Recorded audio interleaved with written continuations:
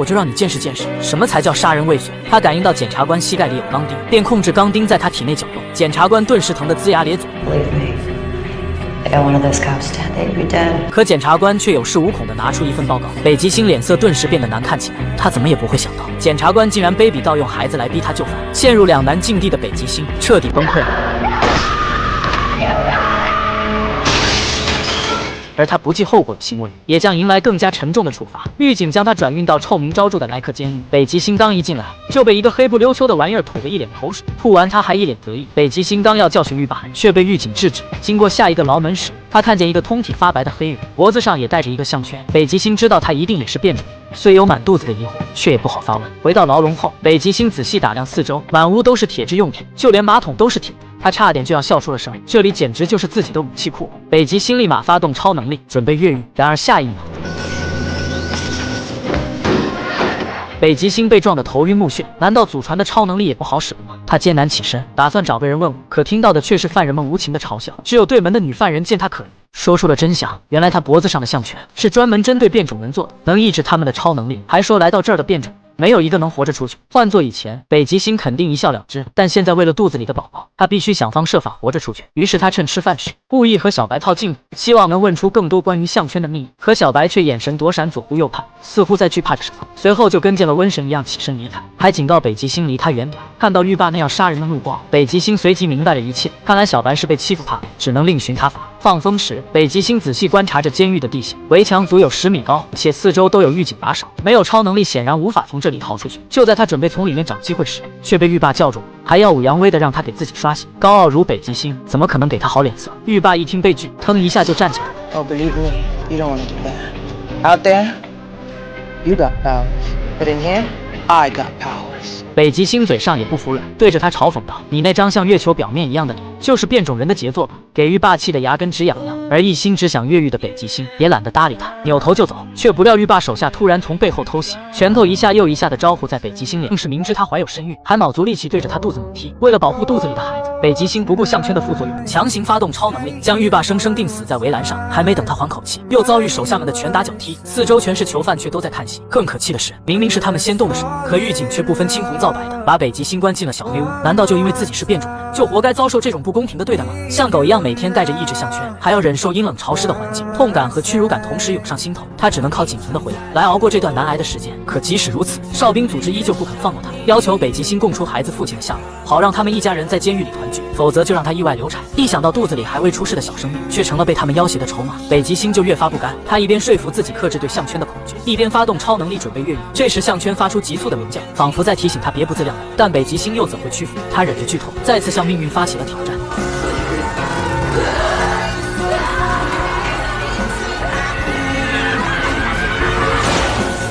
随着铁门应声开启，他的体能也到达了极限，双腿不住的打颤，只能用仅剩的力气向外爬行。可还没爬几步，就因体力不支昏死过去。意识朦胧间，他又回到了和男友定情的那天。北极星在天上跳着优美的华尔兹，男友则敲碎地上的酒瓶，用玻璃碎片投射出美丽的光影。就在他们手指触碰的一瞬间，一道美丽的北极光缓缓在他们眼前浮现，那是光与磁相结合的化学反应。他们在极光的包裹下亲吻相拥，但这终究只是一场梦。他的越狱计划也随着狱警的到来而彻底破灭。为防止北极星再次越狱，狱方准备把他转运到特殊监狱。有了前车之鉴，这次连囚车都是特制的，牢门由钢化玻璃打造，还有禁锢手脚的束缚带，车里没有任何金属制品，可谓是煞费苦心。但让他没想到的是，曾用孩子逼他就范的检察官，竟然也成了阶下囚。检察官为之前的事道歉，并提出联手脱困。开始北极星并不买账，但一想到肚里的孩子，也只好暂时放下心中的芥蒂。检察官说已经安排人来救他们，现在只需静候时机即可。不多时，机会就来了。囚车突然像是撞到了什么东西一样，发生猛烈的震动。光头特工立即下令封锁现场，一时间所有警力倾巢而出。变种人们也没想到对方竟然这么多人，只好派隐身人前去营救。结果还没等他接近囚车，超能力就失灵了，刚要逃跑却被哨兵2枪放倒。男友礁石见出师不利，顿时心急如焚。且不光他的超能力无法发动，所有的变种人都是如此。环视一圈才发现，原来是被同类干扰了。这人还是他们早已死去的同伴脉冲，他能抑制所有变种人的意念。无奈之下，礁石只好用手枪吸引敌方火力，以身犯险为北极星创造时机。同时，狱警也接到转移囚犯的命令。北极星知道机会来了，等他们刚一解开束缚，两人同时对狱警发动突袭。可他们现在就是两个普通人，还被捆住了双手，又哪里是狱警的对手？没几下就被打倒在地，再次被他们关了起来。更糟糕的是，礁石的子弹也已经打光，即使他使出吃奶的力气，超能力也无法发动。就在他绝望之际，雷鸟飞身扑倒警卫，顺势打落他的手枪，凭借着过人的身手，3两下放倒警卫，然后猛然暴起，打断脉冲的师傅。一时间，北极星也感应到超能力的回归，却苦于没有能用的金属。这时，检察官似乎想到了什么。看着他坚定的眼神，北极星也不再迟疑，立即发动超能力，抽出他腿里的钢钉，然后控制钢钉解开手上的束缚带。狱警一看，顿时慌了，赶紧呼叫增援，可惜为时已晚。北极星小手一挥，只听见砰的一声，囚车后门应声落地。北极星帅气登场，特工们火力全开，疯狂射击，但别忘了子弹也是金属。只见北极星单臂向前一推，子弹立马叛离，接着他双手用力一拉，所有人全部缴械，光头只好下达撤退命令。北极星激动地与男友相拥，但现在还不是叙旧的时候，因为雷鸟已经感应到无人机正在向这里接近。为了帮他们争取逃生时间，男友决定再次以身犯险，但北极星说什么也不愿再和他分开。You go, I go. 男友见状也只好妥协，和同伴约定在总部会合。然而麻烦比他们预想中来的还要快。北极星尝试用超能力击落无人机，却发现根本不在他的控制范围。男友的超能力倒是能打到，却苦于无法锁定具体位置。这时北极星灵机一动，拔掉车上的后视镜，然后使其飞出车窗外。这下总算能看见了。男友发动异能，借助光的折射，轻松将无人机击落。可还没等他们高兴多久，就发现前方的路已经被堵死。男友立马要改道，可北极星却控制着方向盘，让车子继续往前开，一直开到哨兵面前才停下来。光头还以为他们要束手就擒，可事情真有他想的那么简单吗？只见北极星一脸淡然地走下车，嘴角还挂着坏笑。他完全无视袭来的子弹，挥手间就甩飞一名哨兵，帅就完事儿了。接着再一抬手，光头的手枪也成了他的囊中之物。Babe, we have to go. No, we're going. But this one's coming with us. 随后，北极星把光头带到一处废弃厂房，并用柱子里的钢筋牢牢捆住他的脖子。你不是爱给人戴项圈吗？现在也让你尝尝那种滋味。要不是北极星留着他还有用，今天就是他的死期。北极星逼问光头到底用了什么卑鄙的手段，把脉冲变成了他们的走口。见他死不松口，便叫来美梦者对其进行记忆搜索。然而面对一个训练有素的特工，美梦者也只能搜索到几个记忆片段，却没想到光头的队友来得竟如此之快，上百名警力把他们围了个水泄不通。为了给美梦者争取时间，北极星再次发动超能力。只见他一抬手，数十条钢筋立马悬浮在半空。此刻他宛如一个指挥家，钢筋们收到指令，整齐划一地冲出窗外，接着急转直下，全部扎在警车上。哨兵们哪见过这场面，纷纷抱头躲避。显然北极星是要给他们来个下马威，但哨兵队长也不是吃白饭的，他虽不敢贸然发动强攻，却也想到了应对之策，命队员们戴上防毒面具，开始向里面发射催泪弹。浓烟瞬间充斥整间屋子，众人见大势已去，只好先行撤离。不过他们的努力也不算白费。美梦者根据光头的记忆片段临摹出一栋建筑，似乎很多同伴都被关在这。为一探究竟，北极星伪装成失足少女，引诱守卫过来。俩守卫还以为走了桃花运，顿时乐得合不拢腿，殊不知已经中了圈套。北极星直接发动异能，借助门卫的机枪跨杆，使其吊在半空。另一名警卫立马扣动扳机，可惜子弹也得听北极星的话。接着他控制警卫飞过来，对其展开盘问，但警卫显然不太喜欢吃敬酒，就只好为他吃罚酒了。Well, let's see if we can help you remember. Loosen the strap a little, he's free. 虽然得到了想要的答案，可北极星却怎么也开心不起来。凭他们这点人手去拯救同伴，无疑是痴人说梦。不过办法总比困难多。他准备从变种人孩子挑选出一些有潜力的，并加以训练。就是他这挑选方式，实在是让人不敢恭维。 3, 2. 显然北极星对他的反应速度并不满意，最终只选出来3个人。第一个被选中的叫幻视，人如其名，他可以通过制造幻境来混淆视听，是个不错的辅助。剩下2个是一对姐弟，姐姐劳伦可以把空气分子凝聚成墙，其坚硬程度还具有成长性，而弟弟安迪刚好和姐姐相反，他可以破坏分子凝聚，但因能力刚刚觉醒，时灵时不灵。3人中能力最强的就是安迪，北极星对他也格外关照。On your right. 很快，孩子们就迎来了第一个任务。安迪跟随礁石负责窃取资料，劳伦和幻视在北极星的带领下负责接应和撤退。可还没等强攻组到地方，就遇到了交警查车。现在被发现就等于功亏一篑。这时经验老道的礁石想到一个办法，他发动异能吸收车顶的光源，车厢里顿时陷入一片黑暗，就连交警的手电筒都受到了干扰。交警刚要上车检查，却收到一条紧急任务，几人侥幸躲过一劫，顺利抵达任务地点。接下来就看安迪的，只见他伸出双手，墙面立马开始龟裂解体，接着用力向下一转，直接把墙面炸出一个大窟窿。几人立马分头行动，在检察官的带领下，他们轻车熟路地来到资料室，礁石用光能切开机箱外壳，并取出里面的硬盘。检察官也找到了变种人档案，不过他们也被警卫发现了。几人不敢耽搁，烧掉资料室后立马撤离。然而警方已经铺设好路障，准备给他们来个守株待兔。接下来就到接应组表演了。北极星通知礁石，无论发生什么都不要停车。礁石虽有疑惑，但还是无条件选择性。司机收到指令，他无视前方的封堵，直接把脚踹进油箱。警方见警告无效，直接下达击毙命令。北极星见时机成熟，使出浑身力气拦截住如雨点般密集的子弹。劳伦紧随其后，在卡车底部制造出一道空气墙，卡车一跃而起，突破警方的重重围堵。此时北极星即将到达极限，却依然不遗余力拦截那一颗颗射向卡车的子弹，以保证强公主平安着陆。虽然躲过一劫，但现在还不是松懈的时候，幻视立马发动异能，用障眼法将卡车一分为二。警方见状，赶紧兵分两路，对其展开追捕。 What if they follow the right truck? What truck? 原来真正的卡车一直在往前开，不得不说他还挺机智，连北极星都不由对他刮目相看。然而命运多舛，就在他们去解救同伴时，却发现人群中混入了一个奸细。短发女见事情败露，直接发动突袭，把雷鸟踹飞数米开外。此人速度极快，几乎是在电光火石间就已经放倒了救援组一半人手，就连身手敏捷的雷鸟在他面前也难以招架。礁石的激光虽然够快，但抬手速度却是致命伤，只好先用2道激光将其困住，再借助闪光的空间传送，把雷鸟送到他头上，一拳将其打倒。在几人的默契配合下，总算将短发女制服。此事无疑是给众人敲响了警钟，一个叛变者都已经如此难对付，若不查出其中缘由，他们迟早都得完蛋。但问题来了，短发女速度极快，美梦者的迷雾根本追不上来，即使能让她吸进去，也很快就会被代谢掉。北极星倒是简单暴力，能直接操控飞刀把她逼到角落，但她明显精神不太正常，都听不懂北极星在说啥。好在礁石有所发现，他认出短发女是个瘾君子，说不定可以利用戒断反应逼她就范。说干就干，安迪发动念力把她推到角落，劳伦用空气墙封住她的行动，医生则趁机注射镇定剂。礁石把昏死的短发女焊在铁床上，北极星发动异能收紧铁棍。这时同伴也查到了短发女的资料，原来她也是个可怜人，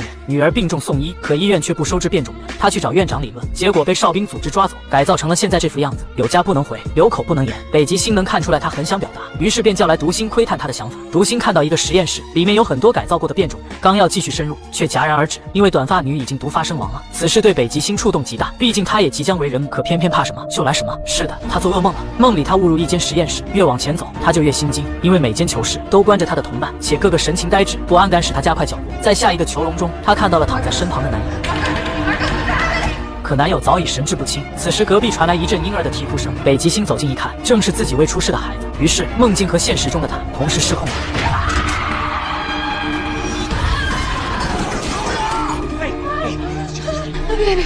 The baby's at Trask. No.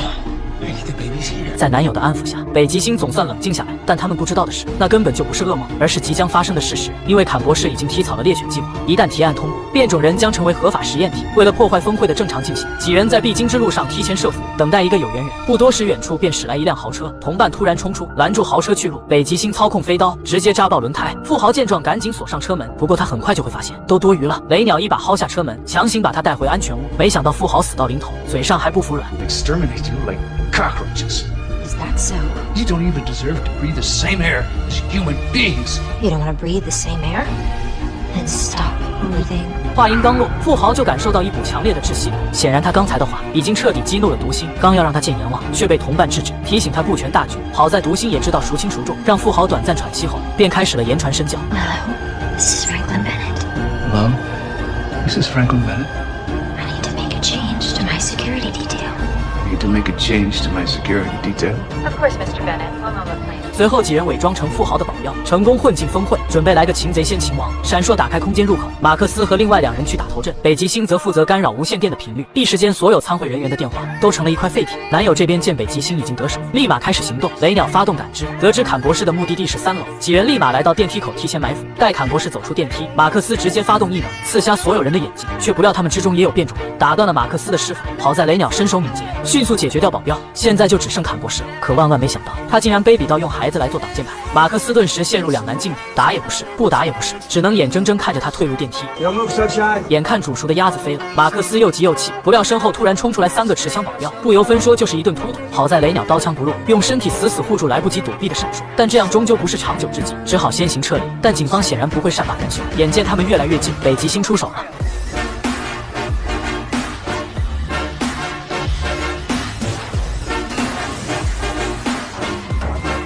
几人总算躲过一劫，成功回到安全屋。可北极星却越发不安，他很清楚那些人对待变种人的方式到底有多残忍。现在他连自己都保护不好，又谈何养大孩子？如果都像男友那样仁慈，只会让对方更加得寸进尺。他决定用自己的方式建立一个美好的世界，一个不用东躲西藏的世界。于是他独自来到坎博士的私人机场，准备制造一起航空事故。此时北极星已经彻底黑化，就算是天王老子来了，也休想动摇他的决定。 Babe, we just want to talk. There's nothing to talk about. This is just something I have to do. Please stand back. We can't do that.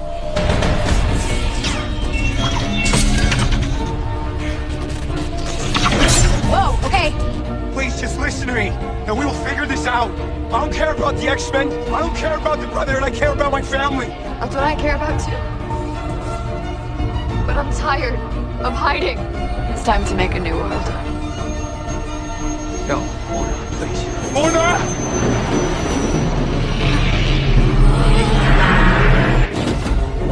This is your pilot. Please fasten your seatbelts. Experiencing engine trouble.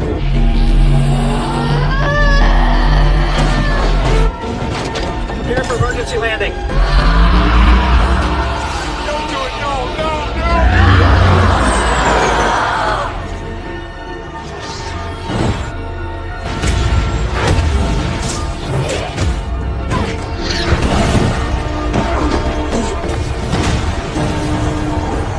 等男友在抬起头时，发现早已没了北极星的身影。另一边，变种人基地也遭遇哨兵组织的围剿。好在北极星训练的徒弟们个个都身怀绝技，发动异能阻挡了他们的进攻节奏，为大部队撤离争取了宝贵的时间。却不料对方也有变种人，抬手间就把众人轻松击退。显然他们都是猎选计划下的产物。众人自知不敌，立马撤离，由安迪和劳伦留下来断后。他们一只手紧紧相连，另一只手发出让人望而却步的金光。可猎犬们却不退反进，因为他们根本没有死亡的概念。伴随着金光喷涌而出，整个变种人基地都开始龟裂解体，彻底化为一片虚无。除了姐弟俩外，无一人生还。没想到马克思苦心经营了这么久，却还是到了不死不休的局面。就在他们考虑接下来该何去何从时，黑化后的北极星出现了。他号召众人和他一起共创新世界。男友和他意见相左，第一个表示拒绝，北极星也不强求，毕竟人各有志。但让北极星没想到的是，安迪竟然选择站在他这边。随后又有3个人加入。所谓道不同不相为谋，或许分道扬镳才是最好的结局。几个月后，北极星也到了预产期，而他只是肚子稍微痛了一下，下一秒6吨重的汽车就被牵引过来。同伴都被这一幕吓坏了，可北极星却早已见怪不怪。 Sorry, we were just kicking. 好家伙，一个普通的胎动就闹出这么大动静，要是临盆那还得了？为以防万一，同伴为他租下一个军事基地，墙体由56米厚的混凝土浇筑，核弹来了都得碰一鼻子灰。但这些还远远不够，他们还在里面建造了特制产房，连钢化玻璃都是从中国空运过来的，为的就是隔绝一切金属物。可人算不如天算，当晚北极星就感觉一阵腹痛，看四周闪烁的灯光就知道宝宝肯定是等不及了。然而要命的是，产房外的金属物还没来得及清理，随着北极星的到来，产房立马变危房，凡是跟金属沾点腥气的都不由自主地向它靠近。众人不敢耽搁，赶紧把北极星送进产房。而接下来的生产过程，就算放在整个宝妈界，那也是相当炸裂。它不经意间外泄的超能力就足以致命，不仅让产房的电力系统受到干扰，就连基地外也是如此。最后全城的电力都开始紊乱。可不论北极星如何用力，孩子始终都不肯出来。伴随着他的每一次嘶吼，外面金属物如同受到某种召唤一般，纷纷朝着北极星的方向顶礼膜拜，像是在迎接星王的到来。可这位星王却有点害羞，关闭了宫口。北极星难产了，此时的他全身骨头几近散架，疼痛感使他皮肤涨红，血压飙升，正逐渐失去意识。医生说他快不行了，让众人做好最坏的打算。嘴姐求医生再想想办法，可医生也无能为力，因为导致难产的根本原因不是生理，而是心理，也就是说他失去了生的希望。关键时刻，嘴姐想到一个办法，她让独星3姐妹发动超能力，入侵北极星的大脑，创造出一个变种人与人类和平共处的幻境。幻境中一片欣欣向荣，北极星站在舞台中心，尽情享受新时代的曙光。这时身后传来一个稚嫩的声音，北极星激动地抱住他的孩子，他们终于可以生活在阳光之下了。亲情是最伟大的力量，它唤醒了北极星对生的渴望。这一次他不再恐惧，他想起了自己的初衷，想起了自己究竟为何而战。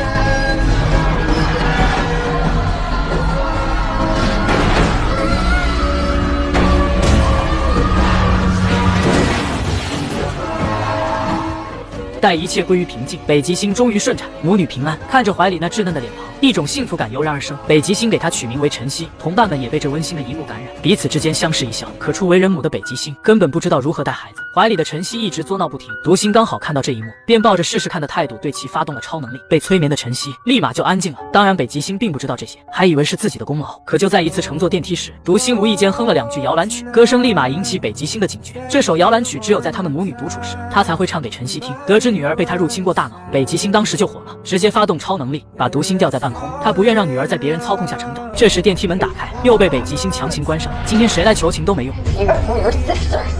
So much as look at my daughter again, I will kill you. 北极星刚要给他一点教训，却被嘴姐的能力打断，还美名其曰担心他会做出后悔的事。北极星知道他们都是一丘之貉，却也不好发作，只好日夜守在晨曦身边。都说有了孩子的女人，身体各项机能似乎一下子就变强了，北极星也不例外。夜里孩子的一点点小动，就能让他从熟睡中醒来。然而最令他担心的事还是发生了，晨曦的高烧不退，让北极星一下就乱了手脚。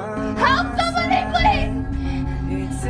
I need help! 经医生检查才知道，原来晨曦患有严重的小儿黄疸，加上变种人的基因问题，普通的光照根本不管用。为今之计就是找来孩子的父亲，通过超能力来治疗。嘴姐知道这是拉拢北极星的好机会，于是便派读星前去寻找，顺便还能解决他们之间的误会，一举两得，岂不美哉？不多时，读星就带着焦氏回来了。焦氏轻轻抱起女儿，眼里满是爱意，听到女儿的名字，更是百感交集。因为晨曦在西班牙语中是北极光的意思，也象征着他们爱情的结晶。但现在还不是想这些的时候，他赶紧发动超能力，用特殊的日光扫除女儿身上的病痛。很快，晨曦的肤色就恢复如初。听到医生说孩子一切正常，北极星总算松了一口气。但这也意味着他和焦氏又要再次分开，因为两人的理念不同，终究无法在一起共事。直到焦氏把亲手为女儿打造的礼物交到北极星手上时，他才后悔当初放任她离去。现在他想为母女俩留下来。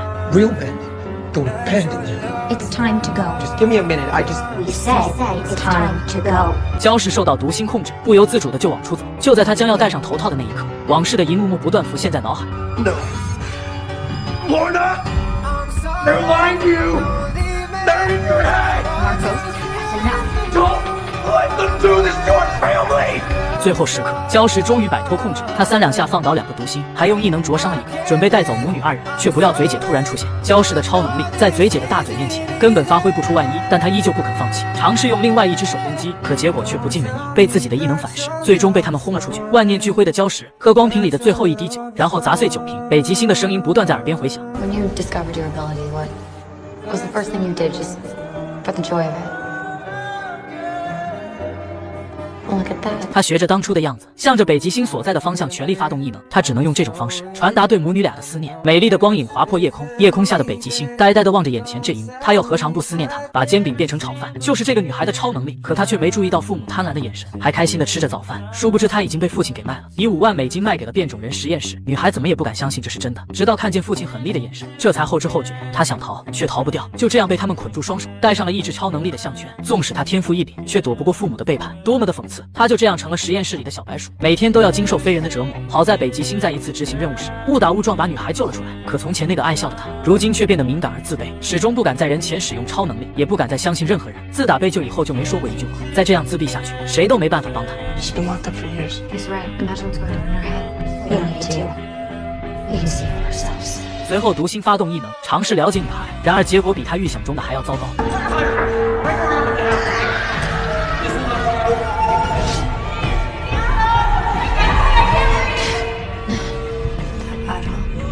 You have no idea. 所有人都觉得女孩没救了，只有安迪不愿就此放弃。夜里，他来到女孩的房间，先是发动念力打碎弹力球，见吸引到女孩的注意后，又对她说了很多掏心窝子的话。在安迪的悉心开导下，女孩终于放下了戒备心。只见她一抬手，弹力球立马被翻面。My name's Andy. Rebecca. 随后，安迪带她去吃了汉堡，她一口气吃了2个，许是胃口被满足，心情都不由好了许多。安迪问她的超能力是什么原理，丽贝卡也不藏私，而她只是稍微一用力，饮料瓶立马被翻转过来。随后解释说自己天生就能改变物品的维度。接着他用番茄酱写下一堆字母，再一摊手，字母立马翻转过来，刚好是安迪的名字。安迪觉得这很不可思议。此时刚好过来一辆警车，丽贝卡打算晚点大等警察下车后，他立马发动超能力，把整个警车都翻了个面。Are you crazy? Those are cops. I know. I hate cops. Now you. 安迪本不想陪他胡闹，却架不住他的软磨硬泡。只见他双手用力一拉，警车立马4分5裂，在一阵阵爆炸声中，彻底成了一堆废铁。直到回到基地，他们还兴奋不已，两人的好感急速攀升，情不自禁地吻在了一起。随着丽贝卡越来越开朗，他的能力也越来越得心应手。1尺厚的保险柜，说翻面就翻面，和队友间的配合也越来越默契。安迪挥手间就放倒4个正面冲出来的模拟哨兵，而背后射来的子弹全部被北极星一一挡下。最后由丽贝卡收尾，他先是将哨兵调转方向，接着再一抬手，空间顿时一阵扭曲，轻松解决战斗。很快他们便迎来了第1个任务。可你看他们那明目张胆的样子，怎么看都不像是去抢银行的。警卫第1个表示不服，可他刚抬起枪就被毒星给压了回去。好吧，他们的确有嚣张的资本，但更嚣张的还在后面。只见北极星一抬手，所有的电子设备全部抖怒，屋里的保安见状直接掏出手枪，疯狂扣动扳机。可子弹在北极星面前根本就是个笑话。随后嘴姐大嘴一张，超声波立马传遍整间屋子，即使他们捂住耳朵也没用，纷纷跪倒在地上。北极星则趁机将所有人缴械，轻松拿下银行1层。随后几人分工合作，嘴姐将所有人关进会议室，毒星发动异能，控制行长自曝多年来压榨变种人的罪证。另外3人则来到地下室，北极星强行打开电梯门，前往地下保险库。接下来就轮到丽贝卡表演了，现在只需要把保险库翻个面就。糟了，好像翻不过来了，因为保险库的厚度已经远超他的能力范围，尝试了几次都无功而返。这时安迪想到一个办法，让丽贝卡回忆自己在实验室的遭遇。一时间，痛苦、愤怒、孤独、绝望，各种负面情绪同时涌上心头。他终于爆发了，把所有的不甘都汇聚在手中。空间在不断扭曲下，发出强烈的冲击波，将3人纷纷吹倒。再看保险库，哪里还有还有刚才的样子，发泄的感觉让他无比畅快。可这也是悲剧的开始。就在几人准备撤离时，行长的喋喋不休立马引起丽贝卡的强烈不满，认为对他们的惩罚还不够。他不顾众人的劝阻，直接发动超能力，会议室里顿时出现数不清的空间碎块。下一秒，此时整个世界仿佛都清静了。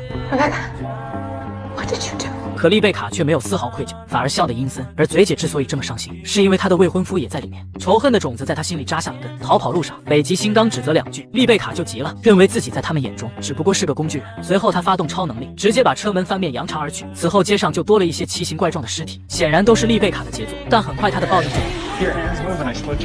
他就这样被关进立方体中，立方体一刻不停地旋转，以此来削弱他的方向感，使其无法发动超能力。显然这一切都是嘴姐所为，要不是留着他还有用，恐怕丽贝卡现在已经是一具尸体了。安迪不忍看他受折磨，便去找嘴姐求情，可嘴姐却劝他少多管闲事。哪知安迪也是个犟种，直接用念力撕开了立方体，打算带丽贝卡远走高飞。可听了他的话，安迪却后悔了，因为他要杀掉所有人。安迪刚要劝他，可电梯门已经打开，丽贝卡张开双臂，打算像在银行里那样杀掉所有人。紧急关头，安迪及时发动念力，打断了丽贝卡的师傅，却不料出手太重，丽贝卡滑行数米后，后脑直接撞在立柱上，当场去世。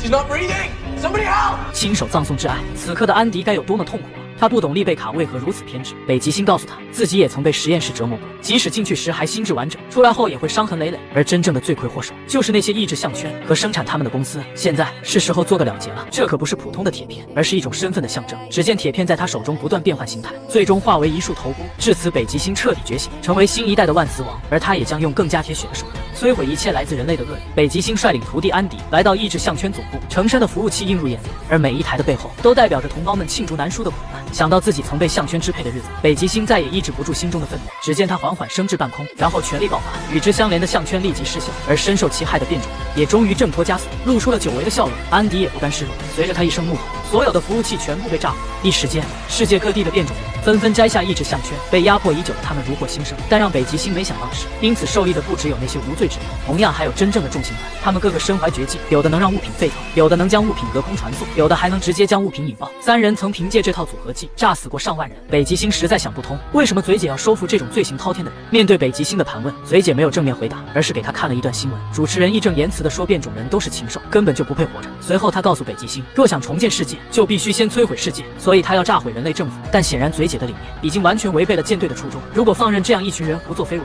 届时不论是人类还是变种人，都将永无宁日。为了破坏嘴姐的计划，北极星趁无人注意，故意弄伤自己的手臂，然后以处理伤口为由，偷偷潜入监控室，利用超能力破解电脑密码，从里面找到麦克斯的出行记录，发现他经常去一间酒吧买酒，于是便暗中联系男友礁石，派他前去绑架麦克斯。只要拆散三人组其中一个，就能拖延嘴姐的毁灭计划。可结果却不尽如人意，由于麦克斯的顽强抵抗，导致绑架计划变成了一场暗杀。嘴姐得知麦克斯的死讯，顿时火冒三丈，她下令封锁整个基地，势必要在行动前揪出内鬼。很快他们就查到了那台电脑上。What did you find?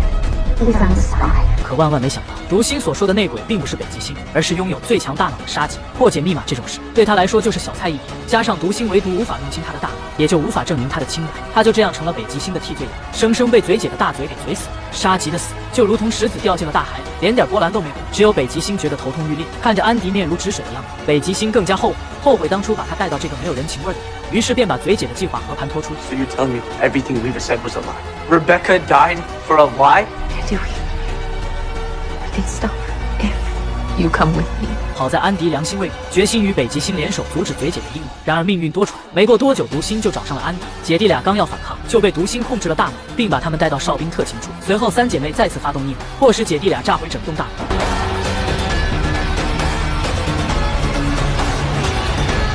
等他们回过神时，那里已经彻底化为一片废墟。北极星还是来晚一步，更要命的是，读心还要让他们自相残杀。关键时刻，北极星策反了三姐妹的其中一个，趁他们愣神的功夫，礁石直接放倒另外两人，成功把姐弟俩救了出来。但现在还不是高兴的时候，当务之急是尽快干掉嘴姐，但又谈何容易？要知道嘴姐的能力可不只是超声波那么简单，她能让人无法控制意念，甚至都无法思考。正当众人一筹莫展时，安迪的父亲挺身而出，说自己可以搞定一切。他给妻子留下最后一吻，毅然决然地来到嘴姐面前。嘴姐也没想到，他们竟然派这么个废物过来，当即张开大嘴，准备送他下地狱。李德顿时觉得头痛欲裂，可他却没有退缩，反而一步步向嘴姐靠近。原来他根本就控制不了自己的超能力，越是愤怒能力就越强，可以说他天生就是嘴姐的克星，只不过需要付出的代价是生命。It's all yours.